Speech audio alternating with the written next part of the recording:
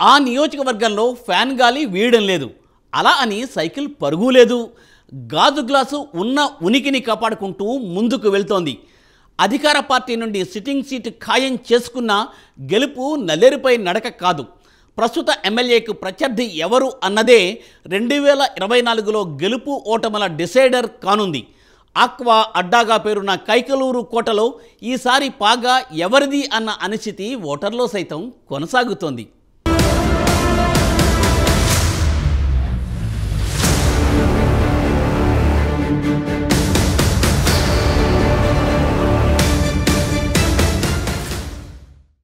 కైకలూరు నియోజకవర్గం ఉమ్మడి కృష్ణా జిల్లాలో చిట్ట చివరి నియోజకవర్గం. పశ్చిమ గోదావరి జిల్లాలో కలిసిపోయినట్టు ఉండే నియోజకవర్గం. ప్రస్తుతం ఏలూరు జిల్లాలో కలిసిపోయిన నియోజకవర్గం. ఉద్దండులైన రాజకీయ నాయకుల్ని అసెంబ్లీకి పంపిన చరిత్ర ఉన్న ఇక్కడి ఓటరు తీర్పు ఎప్పుడూ విలక్షణమే. 3 సార్లు స్వతంత్ర అభ్యర్థులను గెలిపించిన ఇక్కడ ఓటరు మొదట్నుంచి కాంగ్రెస్కే కొమ్ము కాస్తూ వస్తున్నారు. 4 పదులు దాటిన టీడీపీ చరిత్రలో అక్కడ కేవలం ఒక్కసారి మాత్రమే విజయం సాధించడం గమనార్హం. అది 2009 నియోజకవర్గాల పునర్విభజన తర్వాత మాత్రమే.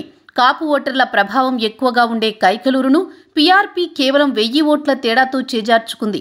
పునర్విభజన తర్వాత జరిగిన 3 సార్వత్రిక ఎన్నికల్లో ఇక్కడ ఓటరు పూర్తి విలక్షణ శైలిలో తీర్పు ఇచ్చారు. 3 సార్లు 3 పార్టీలకు పట్టం కట్టారు.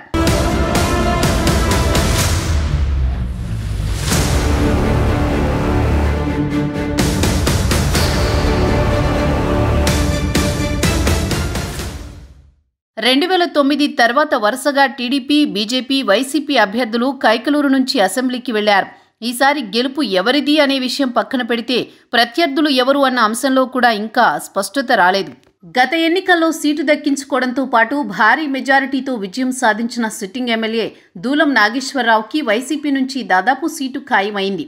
అయితే గత ఎన్నికలకు ముందు ప్రజల్లో ఉన్న డిఎన్ఆర్ ఎమ్మెల్యే అయ్యాక ప్రజల మనసుల్లో తన చోటును పదిలం చేసుకోలేకపోయారన్న వాదనలు వినబడుతున్నాయి.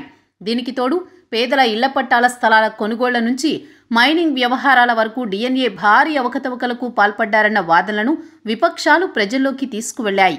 ఈ ఎన్నికల్లో డిఎన్ఆర్కి కలిసి వచ్చే ఏకైక అంశం కొల్లేరు ప్రాంతంలో ప్రభావశీలురుగా చెప్పుకునే వడ్డెర సామాజిక వర్గం మద్దతు.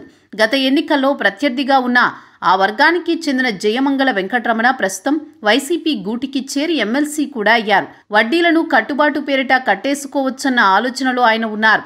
ఇప్పటి వరకు ప్రత్యర్థి ఎవరు అన్న విషయం తేలకపోవడం డిఎన్ఆర్కి కొంత ఉపశమనం కలిగించే అంశమే అయినప్పటికీ వైసీపీ ప్రభుత్వం పట్ల నియోజకవర్గ ప్రజలకు తన పట్ల పేరుకుపోయిన వ్యతిరేకత కొంపముంచుతుందన్న ఆందోళనలో ఉన్నట్టు తెలుస్తోంది.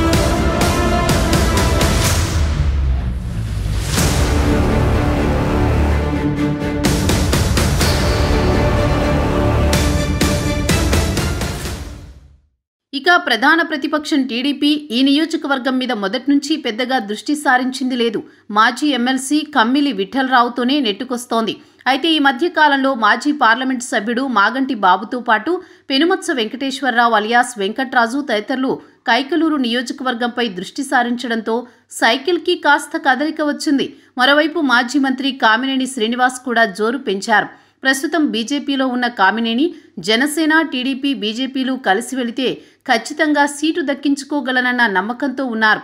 ఒకవేళ బీజేపీ కలిసి రాకున్నా జనసేన, టీడీపీలో ఏదో ఒక పార్టీ నుంచి సీటు తెచ్చుకునేందుకు ప్రయత్నాలు కూడా చేస్తున్నట్లు ఆయన వర్గీయులు చెప్పుకుంటున్నారు.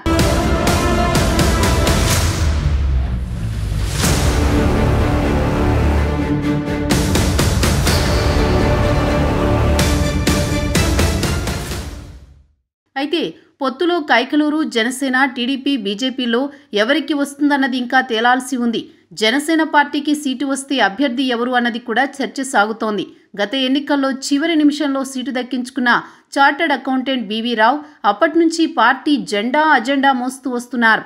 పార్టీ ప్రకటిత కార్యక్రమాలన్నీ చేసుకుంటూ వచ్చిన బీవీ రావు ప్రస్తుతం పార్టీ తరపున టీడీపీతో సమన్వయానికి పాయింట్ ఆఫ్ కాంటాక్ట్గా కూడా ఉన్నారు.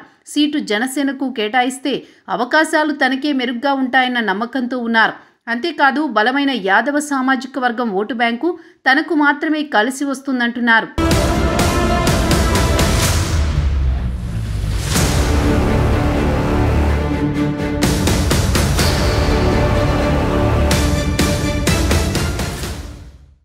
కైకలూరు నియోజకవర్గంలో సుమారు 40,000 ఓట్లు కలిగిన కాపుల ఆధిపత్యమే ఎక్కువ. అయితే శెట్టి బలిజ, యాదవ, కొప్పుల వెలమ తదితర ప్రధాన బీసీ కులాలు ఇంచుమించు 40% ఓటు బ్యాంకు కలిగి ఉన్నాయి. ఎస్సీ ఓటర్ల ప్రభావం కూడా కైకలూరు నియోజకవర్గంలో గెలుపు ఓటములను శాసించే స్థాయిలో ఉంటుంది. రాజకీయ ఆధిపత్య కులాలుగా మాత్రం కాపు, కమ్మ, క్షత్రియ మాత్రమే ఉన్నాయి. ఈసారి దాదాపు ద్విముఖ పోటీకి మాత్రమే అవకాశం ఉన్న నేపథ్యంలో ప్రతిపక్షం బరిలోకి దించే ట్రంప్ కార్డు ఎవరు అన్నదే జయాపజయాలను ప్రభావితం చేయనుంది. చూడాలి మరి భవిష్యత్తు రాజకీయం ఏ మలుపులు తిరుగుతుందో అన్నది.